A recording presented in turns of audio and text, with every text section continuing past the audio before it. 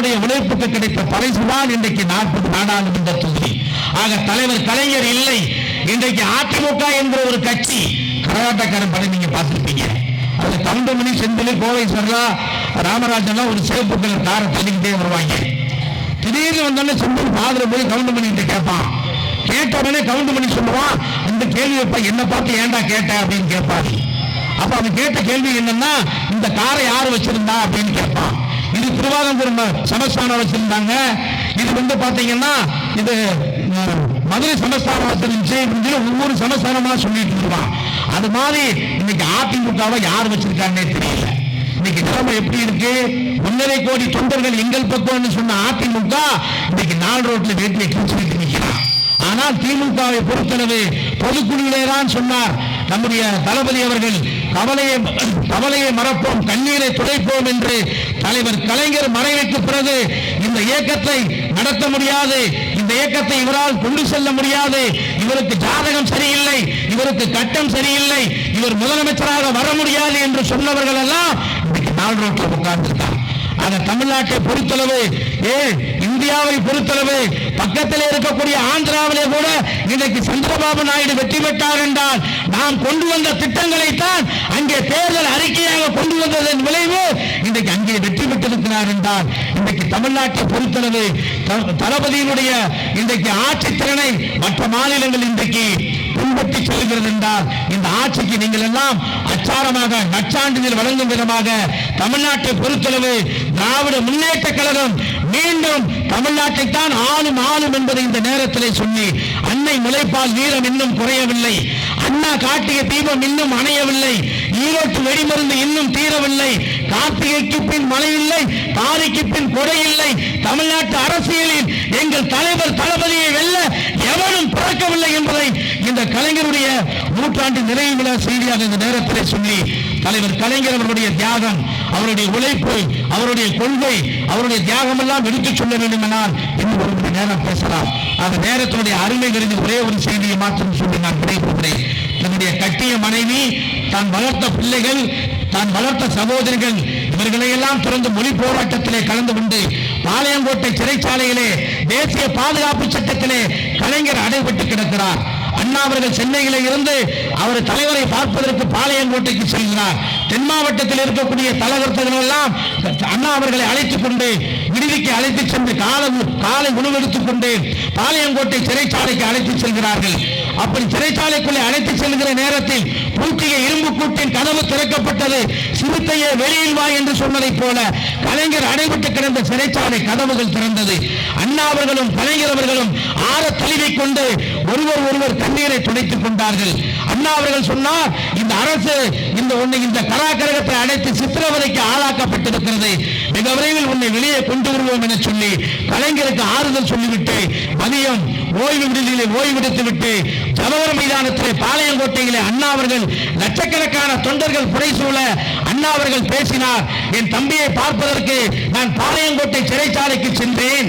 அந்த தம்பி இந்த அரசு அரைக்கால் கவுசருடன் இன்றைக்கு சிறைச்சாலைக்குள்ளே கராகரகத்தில் அடைபட்டு சித்திரவதைக்கு ஆளாக்கப்பட்டிருக்கிற என் தம்பி, நான் உள்ளே சென்றவுடன் நான் கட்டிய மனைவி நலமா என்று என்னிடத்தில் கேட்கவில்லை, நான் வளர்த்த பிள்ளைகள் நலமா என்று என்னிடத்தில் கேட்கவில்லை, என்னை வளர்த்து ஆளாக்கிய என் சகோதரிகள் நலமா என்று என்னிடத்தில் கேட்கவில்லை. என் தம்பி கேட்டதெல்லாம் தர்மபுரி இடைத்தேர்தல் கழகம் வென்று விடுமா, களம் அமைத்து விட்டீர்களா என்று கேட்ட இந்த தம்பியை பெறுவதற்கு என்ன தவறு செய்தேன் என்று சொன்னார். அதைத்தான் சூசகமாக சொன்னார் மாலை பொதுக்கூட்டத்திலே. என் தம்பி அடைபட்டு கிடக்கிற பாளையங்கோட்டை சிறைச்சாலை தான் புண்ணிய ஸ்தலம் என்று அண்ணா அவர்கள் சொன்னார்.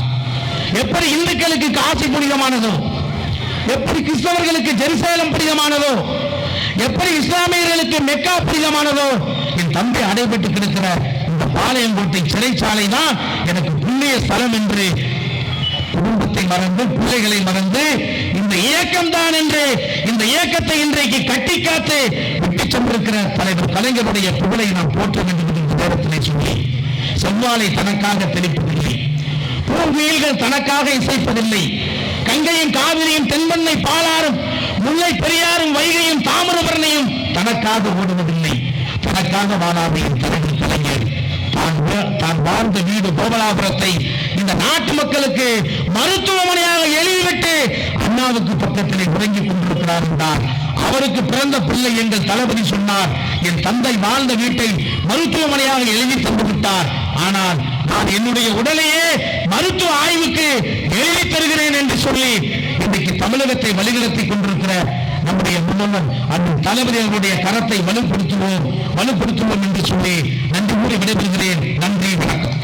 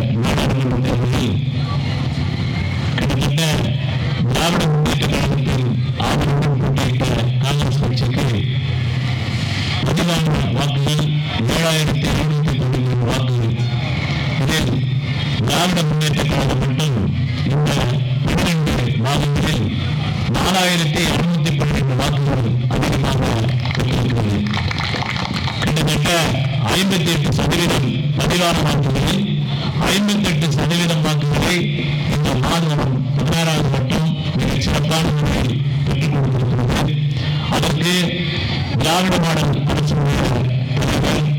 மாண்புமிகு தமிழ்நாடு முதலமைச்சர் அவர்களுக்கு இந்த கூட்டத்தின் சார்பாக நன்றியை தெரிவித்துக் கொள்கின்றோம். அதைப் போலவே சுற்றி சுழந்து சிவராமனை பணியாற்றி இந்த நாட்டை தன் கட்டுப்பாட்டில் வைத்திருக்கக்கூடிய மாண்புமிகு இளைஞர் நலன் மற்றும் விளையாட்டுத்துறை அமைச்சர் அன்பழகன் உதயநிதி ஸ்டாலின் அவர்களுக்கும் இந்த கூட்டத்தின் வாயிலாக நன்றியை தெரிவித்துக் கொள்கின்றோம்.